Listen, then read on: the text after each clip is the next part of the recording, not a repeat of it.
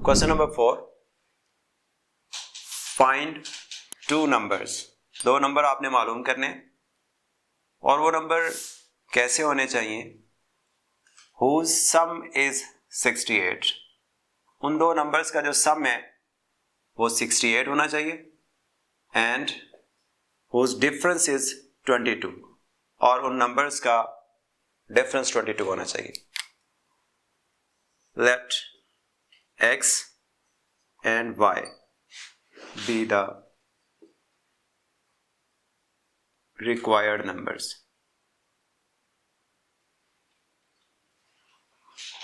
हम फर्ज कर लेते हैं कि x और y ये वो दो नंबर्स हैं जिन्हें प्लस करेंगे तो आंसर 68 आएगा और माइनस करने से आंसर 22 आएगा। तो बाय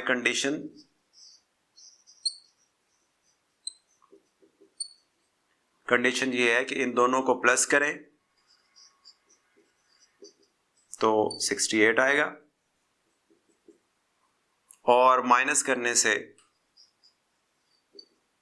22 आंसर आएगा। इन दो इक्वेशंस को आपस में हम सॉल्व करके ये दोनों नंबर्स फाइंड आउट कर लेते हैं बाय एडिंग 1 and 2। इक्वेशन 1 और 2 को आप ऐड करेंगे।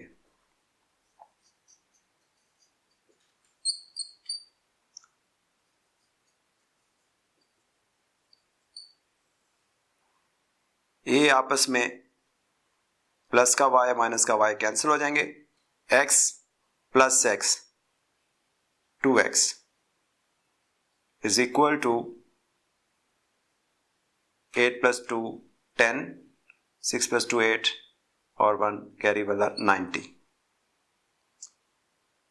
2 मल्टीप्लाई हो रहा है, दूसरी तरफ जाकर डिवाइड हो जाएगा।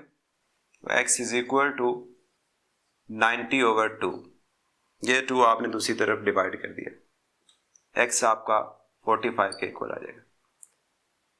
आप x की ये वैल्यू चाहे इक्वेशन नंबर 1 में पुट कर दें या इक्वेशन नंबर 2 में पुट कर दें तो आपके पास y की वैल्यू आ जाएगी।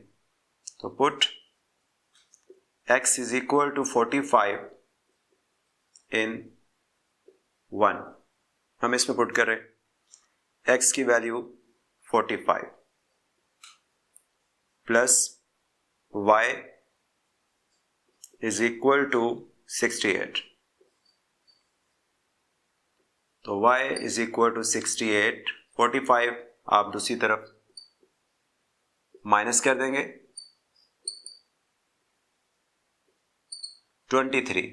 तो दूसरा नंबर हमारे पास 23 आ गया। तो ये वो दो नंबर्स हैं जिन्हें आप ऐड करेंगे तो 68 आएगा और इनका डिफरेंस लेंगे तो 22 आ जाएगा। Question number 5। क्वेश्चन नंबर 5 में इब्तदाई हिस्सा जो है वो तो इसमें कोई डाटा नहीं है। The weather in Lahore was unusually warm during the summer of 2024। मौसम बहुत गर्म था 2024 में। The TV news reported temperature as high as 48 centigrade. तो डाटा के अंदर जो पहली बात जो हमें इंफॉर्मेशन मिल रही है वो ये है कि लाहौर का टेम्परेचर जो था वो सेंटीग्रेड में उसने बताया हुआ है 48 सेंटीग्रेड। और आपने फाइंड करना है इस टेम्परेचर को कन्वर्ट करना है सेंटीग्रेड से फारेनहाइट स्केल में। Find the temperature as Fahrenheit scale. इसको आप फारेनहाइट स्केल में चेंज करना है आपने। और फारेनहाइट स्केल के अंदर चेंज करने के लिए फार्मूला उसने आपको बताया हुआ है। F is equal to 9/5 C plus 32। आप यहां पे C की वैल्यू 48 लगा दें प्लस 32। 48 को आपने 9 से मल्टीप्लाई करना है और 5 से डिवाइड करेंगे तो आपके पास 86.4 प्लस 32। ये 86.4 कैसे आया, मैं दोबारा रिपीट कर रहा हूँ। 48 को आपने 9 से मल्टीप्लाई करके 5 से डिवाइड कर देना है। इन दोनों को आप कैलकुलेटर की मदद से प्लस करेंगे तो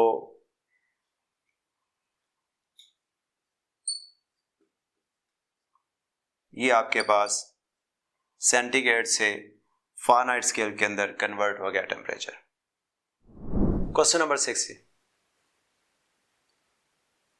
the sum of ages of father and son is 72। बाप बेटे की उम्रों का मजमुआ 72 ईयर्स है। अब हमें नहीं पता कि उनकी उम्रें इस वक्त क्या हैं, तो लेट्स सपोज इस वक्त x and y be the ages of father and son respectively। Father की एज x और y जो है वो सन की एज है। तो बाय कंडीशन जो पहली कंडीशन इस क्वेश्चन के अंदर हमें मिल रही है वो ये है कि दोनों की एजेस का जो सम है वो 72 है इस वक्त जो उनकी एज है। By condition x plus y is equal to 72। ये आपकी पहली कंडीशन इसमें दी हुई है कि sum of ages of father and son is 72। अब सवाल का दूसरा हिस्सा इसमें 6 years ago,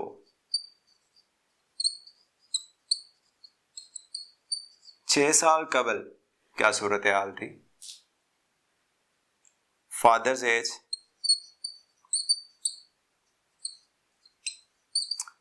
अगर इस वक्त x है तो 6 साल पहले ये x में से आप 6 माइनस कर देंगे तो इतने ईयर्स बनती है।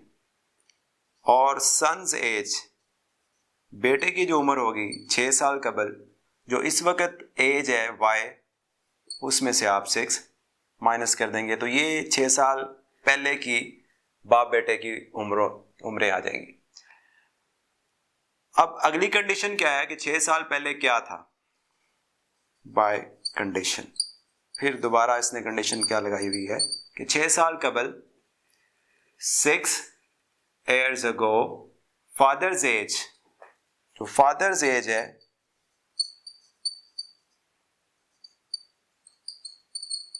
वो बराबर है 2 times the age of the son, 2 times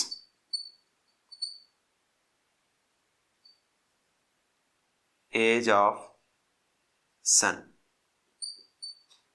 अब फादर एज 6 years ago की बात हो रही है, कितनी है जी x माइनस 6, और सन्स एज ये 2 आ गया।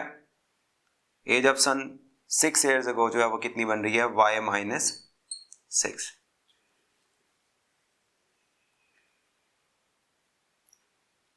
इसे हम सॉल्व करते हैं, सिंप्लीफाई करते हैं। 2 को अंदर मल्टीप्लाई करें 2y एंड 2 6 आर 12। ये 2y आप इक्वल के इस तरफ शिफ्ट करेंगे तो माइनस 2y और माइनस 6 दूसरी तरफ जाकर प्लस 6।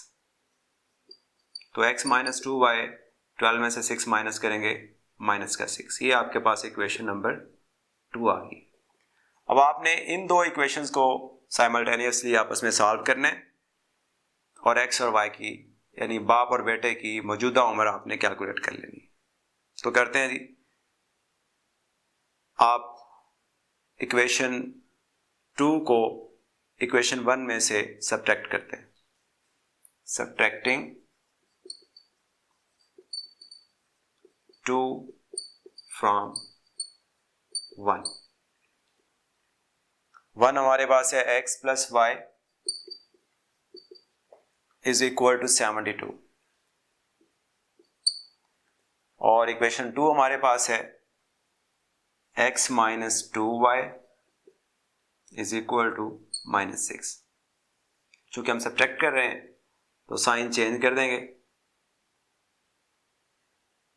ये प्लस का x, ये माइनस का x कैंसिल हो जाएगा, 2y और 1y 3y, और 72 प्लस 6 78,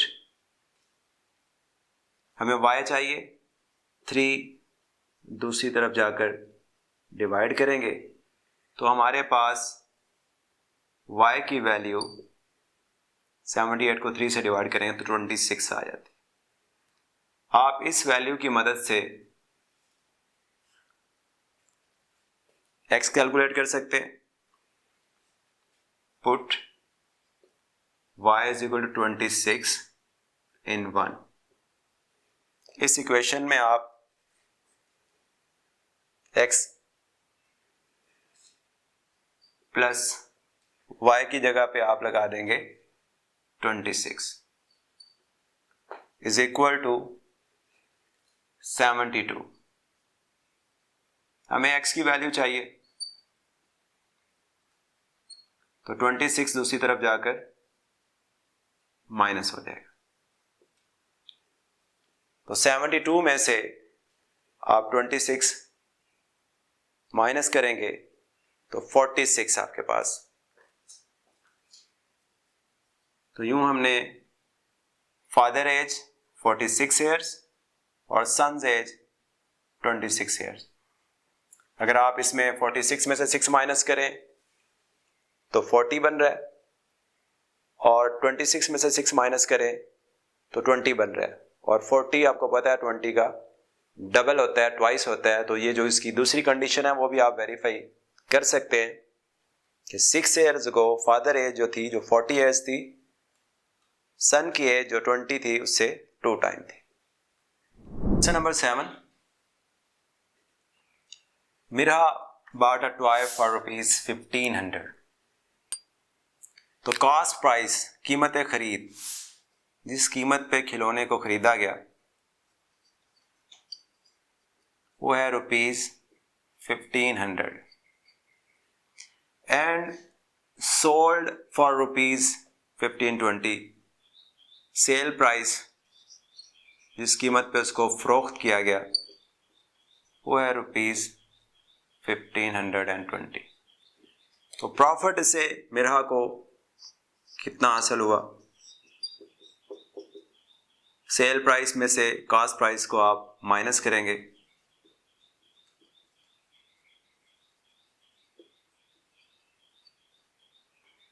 तो प्रॉफिट आपके पास ₹20। आपने परसेंटेज में प्रॉफिट कैलकुलेट करना है, तो परसेंटेज प्रॉफिट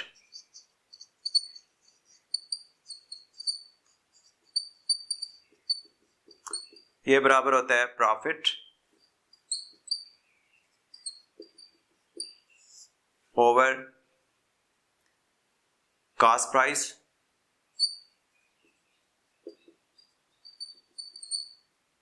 मल्टीप्लाई बाय 100।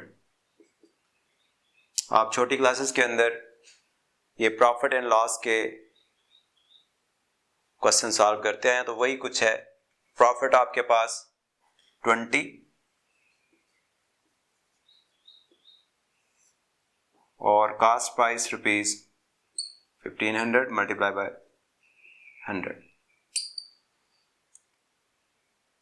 20 को आप 100 से मल्टीप्लाई करें 2000 आ जाएगा, 1500 से आप डिवाइड करेंगे तो ये आपके पास 1.33%।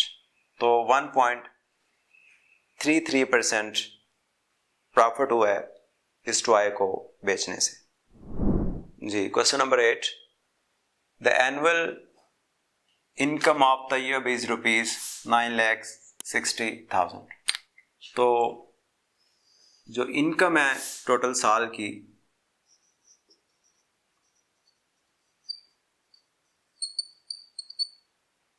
वो है 9,60,000 रुपये, जो पूरे साल में अर्न किया।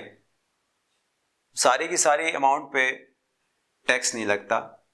इसमें एग्जेम्प्टेड अमाउंट यानी जो रियायत दी गई है कि इतनी अमाउंट जो है वो टैक्स से एग्जेम्प्टेड है, तो एग्जेम्प्टेड अमाउंट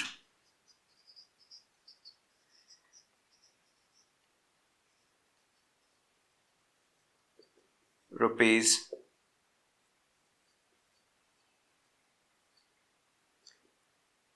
तो टैक्सेबल अमाउंट कितनी बन जाएगी, वो आप टोटल इनकम में से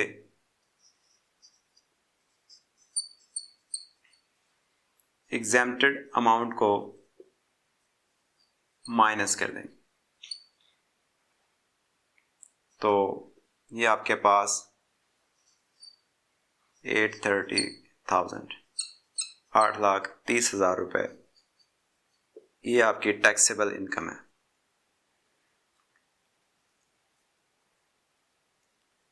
रेट क्या है इसमें, जो रेट दिया हुआ है टैक्स का वो है 0.75%। Tax rate 0.75%। तो टैक्स कितना बनता है, जो टैक्सेबल अमाउंट है मल्टीप्लाई बाय 0.75, और परसेंट का मतलब होता है परसेंट, 100 में से, तो ये इस परसेंट की वजह से आपने नीचे 100 लगा दी।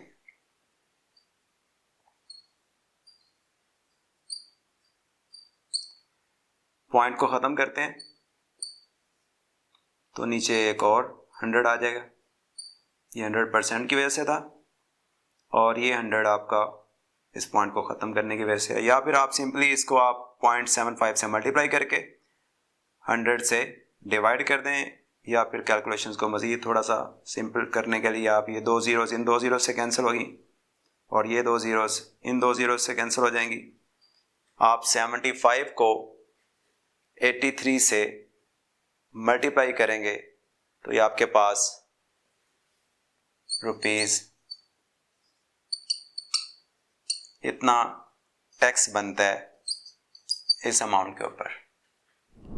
Question number 9, find compound markup on rupees 3,75,000 for 1 year at the rate of 14%। आपने मार्कअप सूद मालूम करना है। रकम कितनी है जी आपके पास, 3,75,000 रुपये, और कितने अरसे के लिए ये रकम जो है वो इसके ऊपर ये मार्कअप निकालना है 1 ईयर के लिए। टाइम इसमें दिया हुआ है, प्रिंसिपल अमाउंट दी हुई है, और मार्कअप रेट दिया हुआ है। तो हम तीनों चीज़ें यहाँ पे लिख देते हैं। प्रिंसिपल अमाउंट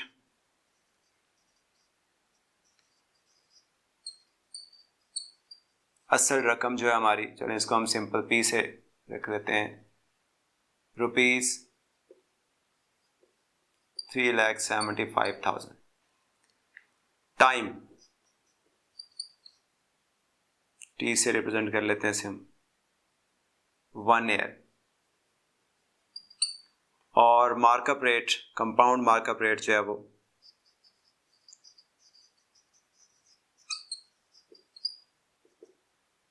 14, और रेट को आप आर से कर लें 14%। तो ये हमारे पास डाटा है।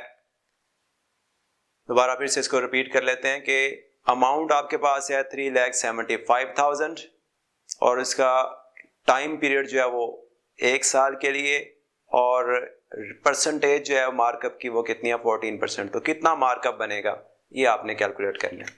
तो कंपाउंड मार्कअप मालूम करने का जो तरीकाकार है वो होता है principal amount multiply by time in years multiply by rate. Principal amount आपके पास है 3,75,000 टाइम 1 ईयर, और रेट आपके पास है 14%। 14 और परसेंट नीचे आपने 100 लगा दिया। ये 2 ज़ीरोस इन 2 ज़ीरोस से कैंसिल, 14 1s are 14, और उसको आप 3,750 से मल्टीप्लाई करेंगे तो आपके पास 52,500 रुपीज़, 52,500 इतना इसका मार्कअप बन जाएगा 1 साल में अगर 14% पे इसको लर्न किया गया तो